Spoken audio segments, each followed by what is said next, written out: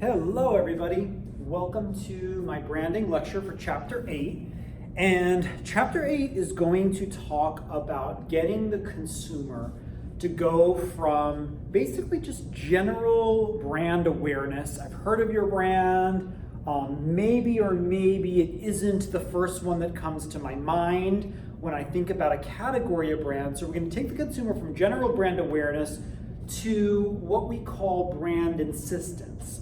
And it's basically a 5-step process, and at the top of the process, the most important part of brand insistence is emotional connection. Okay, and we have already talked a lot about emotional connection in the class, but we're going to really break down like what happens when the consumer is truly emotionally connected to a brand. Okay, so let's start driving the consumer from brand awareness to brand insistence. So it starts with the idea of this 5-step process, okay? In your books on page 83, there is a slide, or there's a chart that talks about sort of the brand insistence model. And it's basically a roadmap to this lecture. The lecture is going to start with the idea of brand awareness. We're going to talk about relevant differentiation. We're going to talk about the idea of value and perceived value. I have some examples for that. We're going to talk about accessibility, and I'll show you 2 completely different attitudes when it comes to the accessibility of brands. And then we'll finally talk about the top of the pyramid, which is the idea of emotional connection, to have feelings about the brand that we kind of attach to the brand, okay? So the goal is to move the consumer from awareness to insistence. So let's start with brand awareness. Now, I want to share with you guys, I have a kind of an audience participation form that I want to talk to you about, okay? And you're going to use this form as we go through the lecture, and I'll get it up on the screen so you can get a better sense of what it looks like. So on this form, we're going to talk about 4 products for this lecture. Facial tissue, and you'll notice that I'm not using any brand names because I don't want to influence you in any way. Bottled water, laundry detergent, and soap. Okay. So if you want to print this document out, you can do that. If you would like to simply type in this document, you can do that as well. Don't care how you do it, but you're going to want to complete this to turn in, okay? And so the first thing we're talking about in this lecture is brand awareness. And what is brand awareness? Well, in plain English, it's ideally the first brand that comes into your mind as a consumer in the category that we're talking about. So let's go through our 4 categories. In terms of facial tissue, write down the brand name that is the first that comes to your mind. It's not necessarily the brand you use, it's not necessarily the brand that's your favorite, but what is the first brand of facial tissue that comes into your mind when you think of that category? Do the same for the first brand of bottled water that comes into your mind, the first brand of laundry detergent, and the first brand of soap. And you can define soap however you want. It could be bar soap, it could be shower gel, however you want to define that for your own personal use, okay? So you have recorded now basically the first brand that comes to your mind. And consumers obviously, of course, are aware that there are different brands in a product category. So in your mind, you might be thinking of the first, but there might be also other brands that you are maybe aware of. There are ones that you have preference. There may be brands that you are brand loyal to.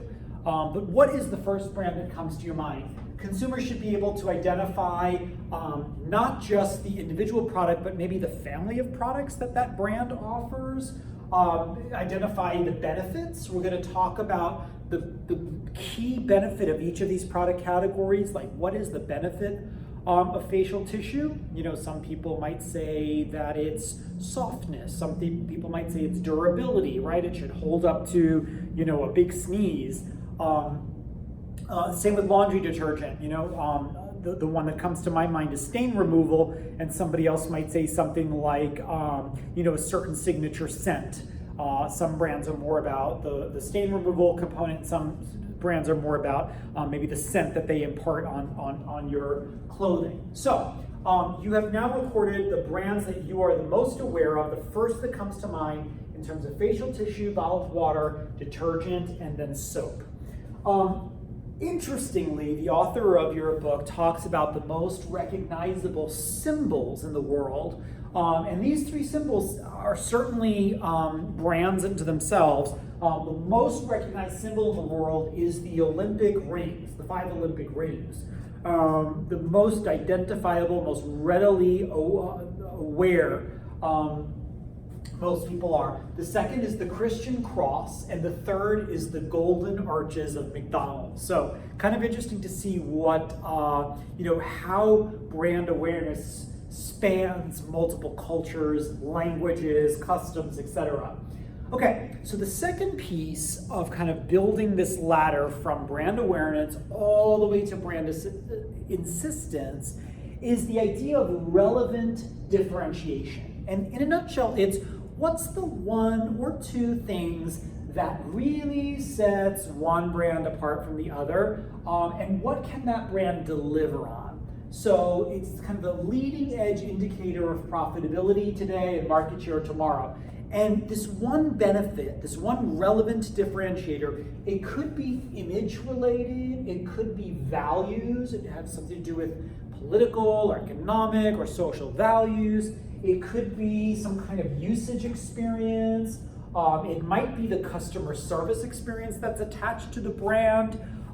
So what I want you guys to do in now the second column, for each of the product categories that we're talking about, facial tissues, bottled water, laundry detergent, and soap, what is the one benefit that you would rank as the most important that you get out of those? So again, we talked about things like durability and scent, but for each of them, what is it that you're looking for? And there's no right or wrong answer. It's you identifying kind of that one most important thing that the product can deliver. Okay, we haven't talked about the brand that you buy yet, or the one that you're connected to or that you insist upon, but I'm simply asking you, out of these product categories, what is the benefit that you're looking at? So I'm going to give you a second. Think about the benefit for facial tissue, the benefit for bottled water. It doesn't have to be the opposite. It could be something different.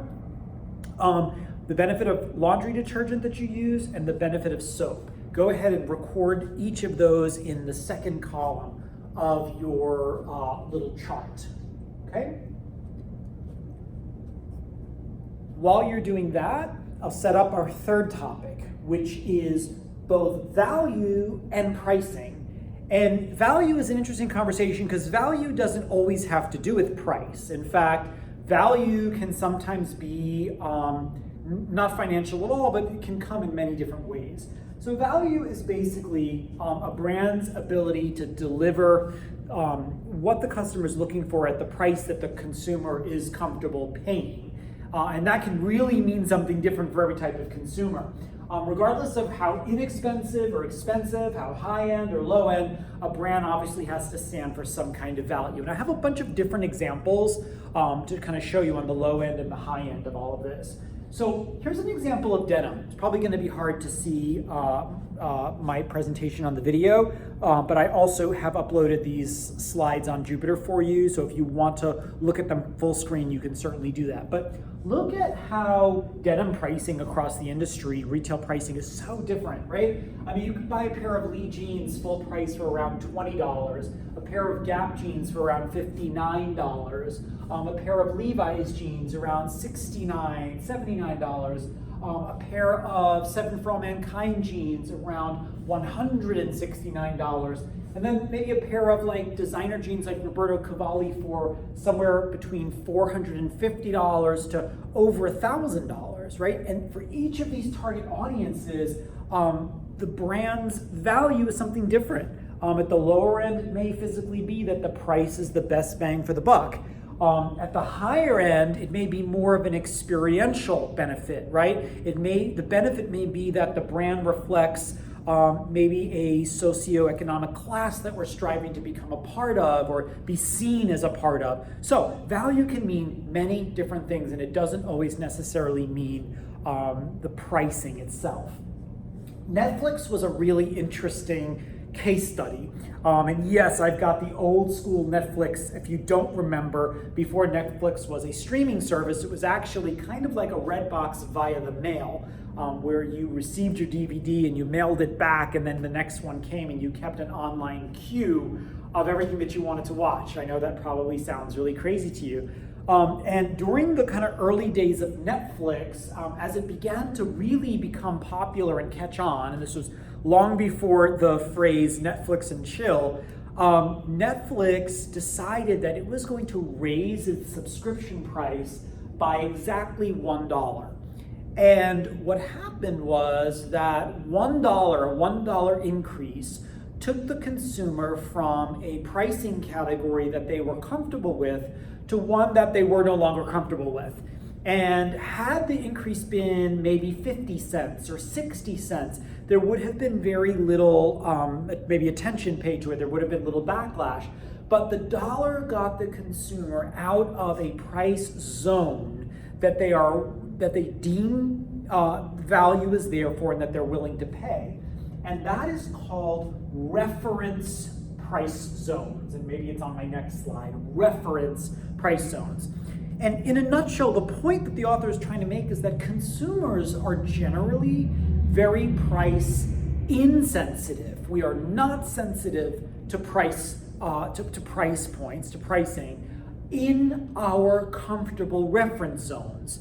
And the trick of the marketer is to find out what the top of that reference zone price point is and to price your products there. But the minute you go outside of that comfortable zone, then obviously alienated customers like Netflix, which the company did actually lose quite a bit of subscribers during that period, okay? So again, most people are relatively price insensitive, but only within a relevant price range. And again, the trick of the marketer is to figure out kind of what that relevant price range is, okay?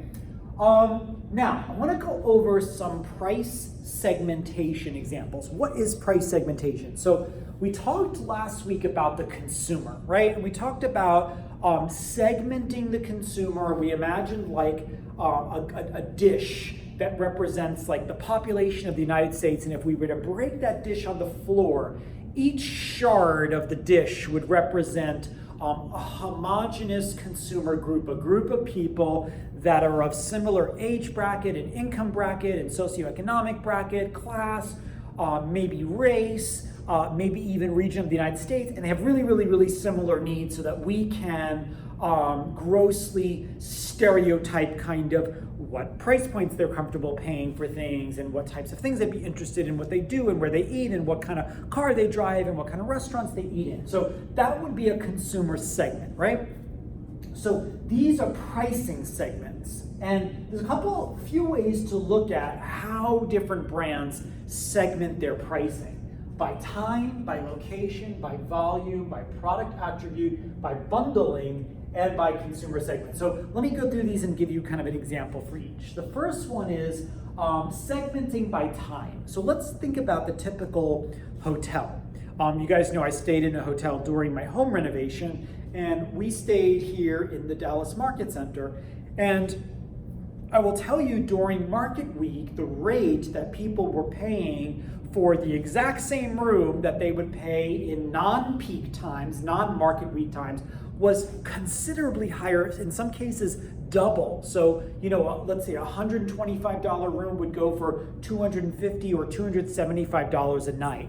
So that's an example of price segmentation based on time, where peak times or higher demand times would be a very different audience because it's a very different price that a brand is charging for their product or service, right? The consumer who's paying $275 for a hotel room is going to be very different from a consumer paying, $99.99 for a hotel room per night. So there's that.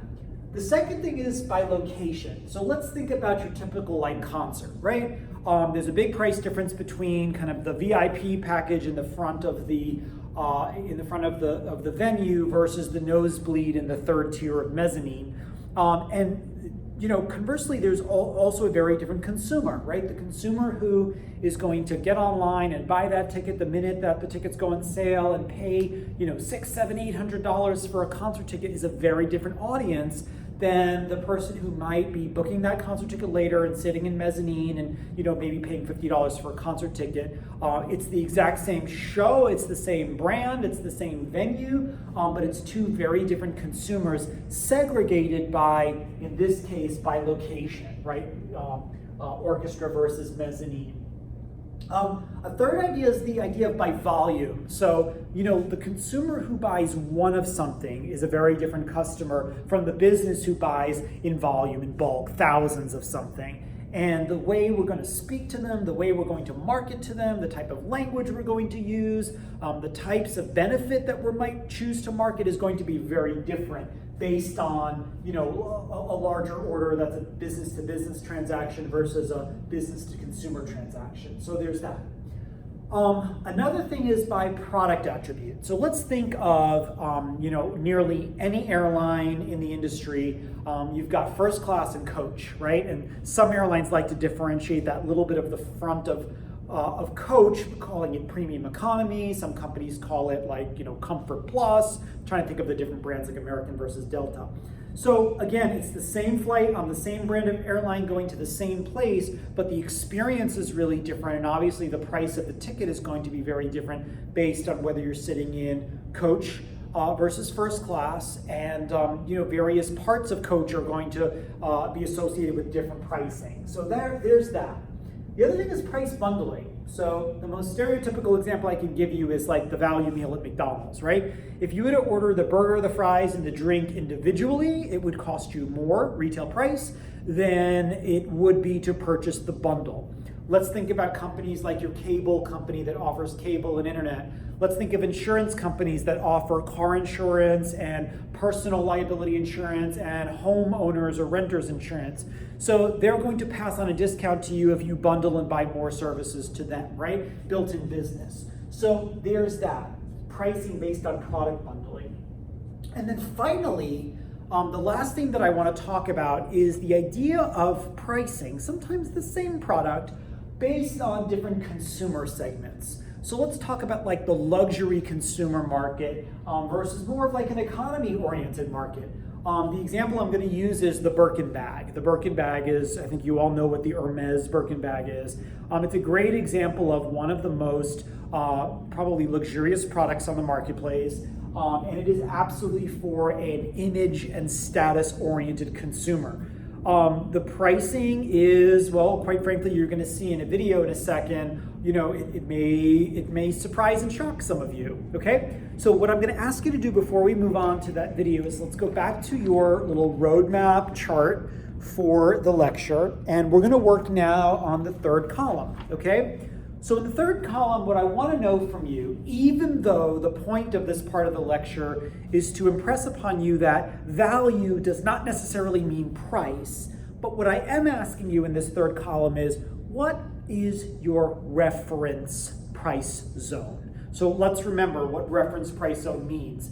What is the range of prices in which you are comfortable paying for this product?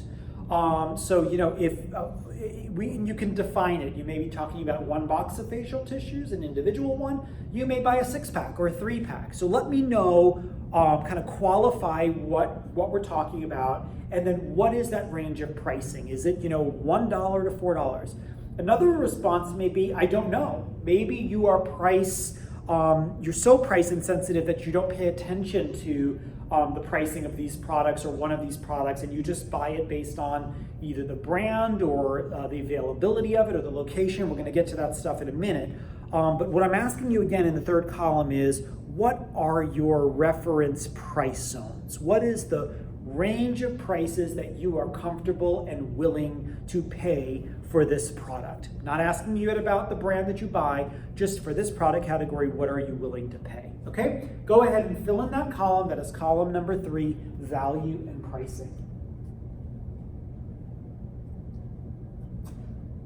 While you're doing that, I'll introduce the fourth thing, because there's a good bridge between the idea of pricing and especially when we're thinking about economy-oriented consumers versus luxury consumers, and the concept of accessibility, which is number 4.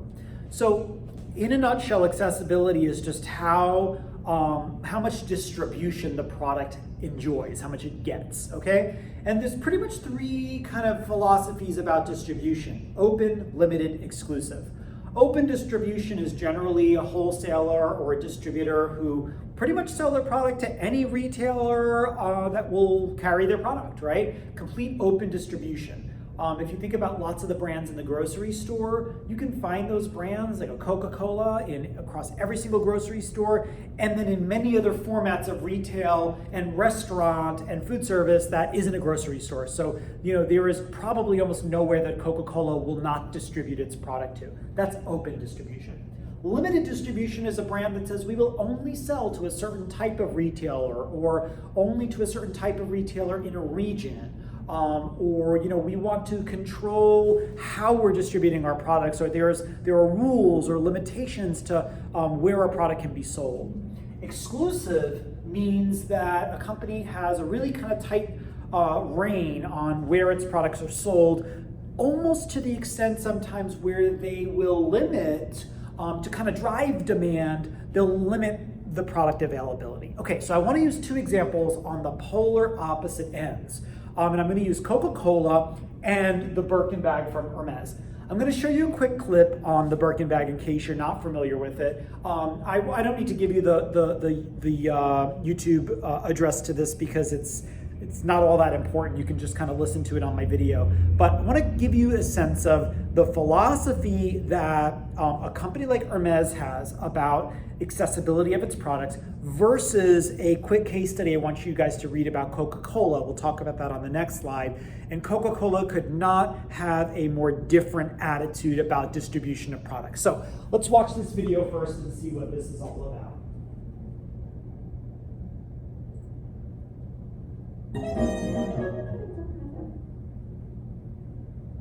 In 2011, Heritage Auctions offered for the very first time a diamond crocodile Birkin bag.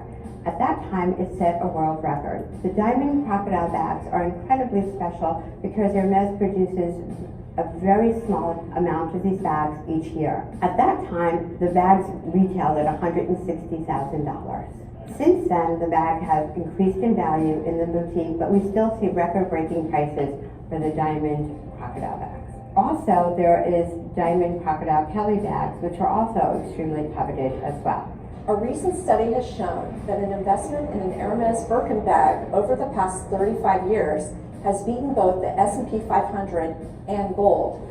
What makes these bags so special that some have sold for hundreds of thousands of dollars at auction around the world?